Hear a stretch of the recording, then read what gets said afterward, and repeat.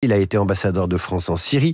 Il est aujourd'hui conseiller spécial géopolitique et diplomatie auprès de l'Institut Montaigne. Avec lui, on essaie de comprendre si la Syrie peut devenir un État pacifié et pacifique. Bonjour Michel Duclos. Bonjour. Merci d'être là pour parler aux auditeurs de Radio Classique et essayer de comprendre ce qui se joue à Damas. Mais avant de commencer l'interview, vous avez quand même vécu là-bas du temps de l'Ancien Régime, appelons-le comme cela, de 2006 à 2009, si j'ai bonne mémoire. Qu'est-ce que c'est que d'être diplomate dans ce qui s'est révélé être une dictature sanglante ? Ça demandait une certaine gymnastique, parce que le propre du diplomate, c'est d'avoir des bonnes relations avec les autorités locales. Et dans l'entourage d'Assad, il y avait des gens qui étaient presque des amis, qui étaient tout à fait convenables, mais le régime lui-même et le dictateur lui-même, c'était des gens infects, d'une brutalité inouïe, d'une hypocrisie totale. Et c'était d'autant plus frappant que ça contrastait avec l'humanité profonde du peuple syrien, avec la gentillesse des gens, et aussi avec la suavité, le raffinement des élites, la grande bourgeoisie des villes, par exemple. Il faut se souvenir que à Alep, que maintenant chacun connaît, les grands bourgeois faisaient déjà du commerce sur la route de la soie, à une époque où nos ancêtres étaient encore dans les forêts, à cueillir du gui. Et donc voilà, c'est une image très contrastée. C'est un des pays les plus attachants du monde, aussi par la diversité de son peuple et par la beauté des paysages, les restes de l'Antiquité, etc. On soupçonne pas à l'époque les prisons, la torture. On sait que ça existe, mais on est ambassadeur. Oui, mais on connaît tout ça. On est ambassadeur de France, donc on a des collaborateurs qui parlent à tout le monde. Et donc, on était très branchés sur l'opposition et on avait d'innombrables témoignages sur les horreurs qui se produisaient. Et c'est ça d'ailleurs qui était le plus frappant, c'est que au début, quand je suis arrivé, on était très fâchés avec Assad à la suite de l'assassinat d'Hariri. Donc, je n'avais pas des visiteurs de Paris dans les pattes tous les jours. Et j'ai eu le temps de prendre d'innombrables thés avec toutes sortes de gens dans tous les coins du pays. Et après, quand on s'est rabiboché et que j'ai été proche là, des gens du pouvoir, je leur disais, mais pourquoi est-ce que vous êtes si férocement répressif ? Le peuple syrien, vous savez, moi j'ai rencontré les gens, ils ne détestent pas spécialement votre dynastie, d'autant plus que ce qui revenait constamment, c'est qu'ils faisaient le contraste avec ce qui se passait à ce moment-là en Irak, où c'était l'anarchie totale. Donc ils disaient, c'est ça la démocratie, on préfère notre dictateur. Donc pourquoi cet instinct répressif Et alors ils avaient différentes réponses, bien sûr, mais c'était surtout la cruauté d'une minorité qui pensait qu'elle ne pouvait régner que par la force absolue. Michel Duclos est l'invité de la matinale de Radio Classique. Il a été ambassadeur de France en Syrie. Michel Duclos, est-ce qu'on peut dire que la guerre civile syrienne est terminée ? Malheureusement, non. Parce que d'abord, le pays reste fracturé, il ne faut pas l'oublier. Il y a des Kurdes qui ont instauré une sorte de quasi-autonomie au nord-est. Il y a la zone alaouite dont on ne sait pas trop si elle va vraiment être complètement soumise. Et puis même à l'intérieur des rebelles qui ont pris Damas, il y a beaucoup de différences, des clivages. Il y a notamment au nord-est, au nord-est, oui, les groupes qui sont complètement sous la tutelle de la Turquie et qui peuvent à tout moment se séparer du groupe central qui vient d'Idlib. Donc pour l'instant, ça reste quand même un paysage politique morcelé. Vous avez une idée, Michel Duclos, de la trajectoire que va prendre ce gouvernement provisoire installé hier au travers de la personne de Mohamed al-Bashir, qui est un Premier ministre de transition jusqu'au début mars ? Si on juge par ce qui s'est passé dans la poche d'Idlib, donc les dirigeants actuels de Damas ont gouverné pendant 5 ans quand même, donc là il y a une période de temps assez, qui permet d'avoir une idée. ils se sont bien comportés. Alors, entendons-nous bien, il y a des gens en prison, il y a probablement des gens qui ont été torturés, mais ils n'ont pas ils n'ont pas brimé les minorités. On pouvait dire la messe. Alors, il fallait pas qu'il y ait de croix sur les clochers, quand même. Hein. C'était pas le libéralisme, c'était pas la laïcité à la française. Mais quand même, ils n'ont pas touché un cheveu aux minorités religieuses. Et surtout, ils ont géré de manière convenable, compte tenu des standards locaux qui, à vrai dire, sont pas très élevés. Et donc, là, il y a des signes d'espoir. C'est peut-être des gens raisonnables. Mais, inversement, il se peut aussi qu'à la moindre difficulté, ils oublient leurs habits raisonnables, ils redeviennent des radicaux islamistes qui se mettraient à terroriser tout le monde. Donc pour l'instant, on est encore sur un chemin de crête. Il y a autour de la Syrie des puissances, elles ne sont pas toujours raisonnables, ou en tout cas, dans leurs objectifs affichés, elles ne mènent pas toujours au résultat qu'on espère. Il y a la Turquie, il y a l'Iran, il y a Israël. Ces puissances régionales jouent des jeux antagonistes, contradictoires. Où cela peut-il mener ?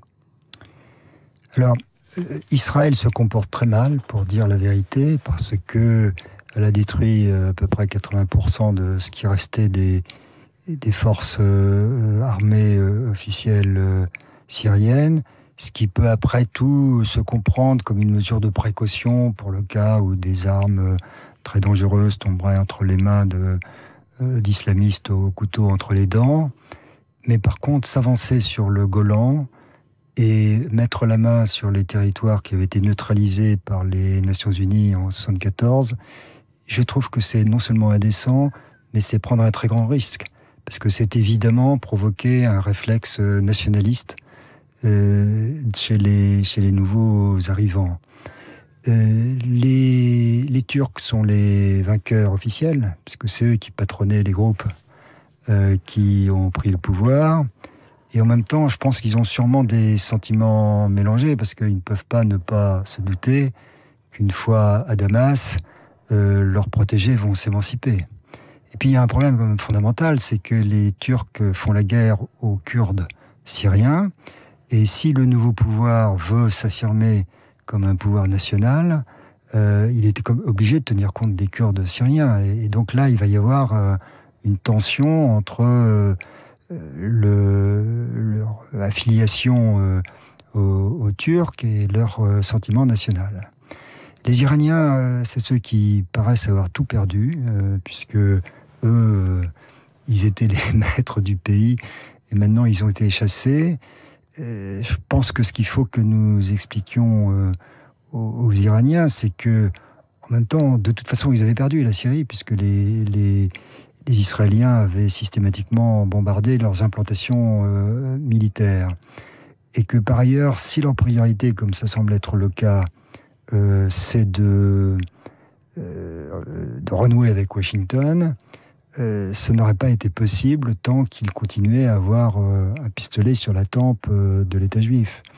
Donc, je pense que c'est certainement humiliant pour Téhéran, d'autant plus que dans la mythologie ou dans l'imaginaire de la République islamique, l'accès à la Méditerranée était un acquis fondamental apporté à la nation perse.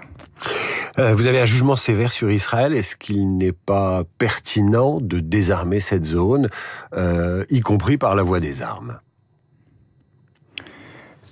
C'est un débat théorique, si vous voulez, dans lequel je n'entrerai pas. Ce que je voudrais dire, c'est que j'avais été très frappé quand la Révolution a commencé. Vous vous souvenez, à Paris, à l'Odéon, il y avait eu un très grand rassemblement, très fervent, avec nos amis syriens de Paris et d'Europe. Et c'était des amis syriens qui avaient passé 40 ans en France, qui avaient des positions dans l'establishment français, souvent. Je pense à notre ami Basma Kodmani, par exemple. Et tous ces gens avaient deux mots à la bouche, liberté pour la Syrie et liberté pour le peuple palestinien. Et donc, c'est quelque chose de très profond dans les pays de cette région. Alors parfois, bien sûr, quand ils souffrent trop, quand ils ont d'autres préoccupations, ou même quand il faut qu'ils fassent face à une réalité difficile à surmonter, naturellement ils oublient, c'est pas la priorité absolue, mais malgré tout, ça reste toujours en fond en arrière-plan.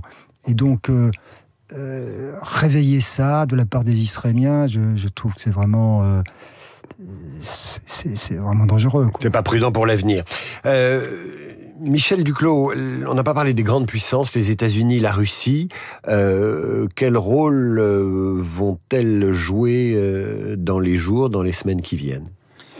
Alors, les Russes, évidemment, c'est une défaite symbolique pour l'homme fort qui protège les autres forts, les autres hommes forts.